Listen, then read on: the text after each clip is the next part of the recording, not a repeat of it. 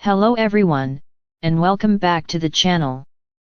In today's video, I'll show you how to download, install, and set up a VPN app called Tunnel VIP VPN. This app helps you enjoy a faster and more secure internet connection while browsing online. It's available for free on the Google Play Store.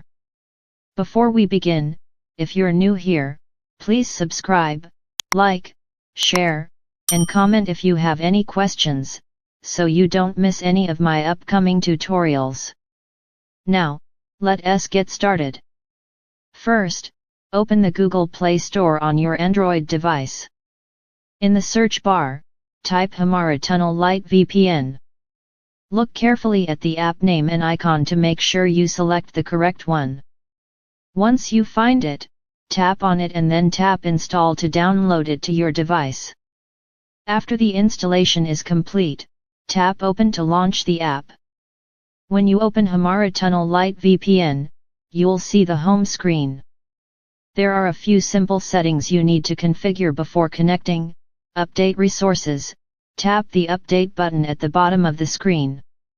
This will refresh the app's resources to make sure it runs smoothly and gives you the best performance. Select server location. Tap on the server selection box and choose a server that works best in your country.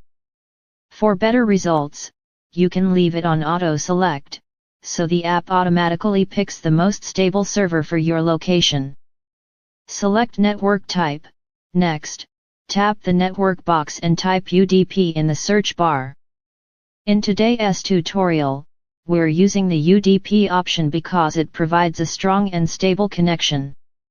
If your country doesn't support UDP, select your country's specific network name from the list. Otherwise, choose All Country UDP or All World UDP, which works globally. Once you've done all the settings, tap the Start button to connect. As you can see, the VPN connects successfully. That's it.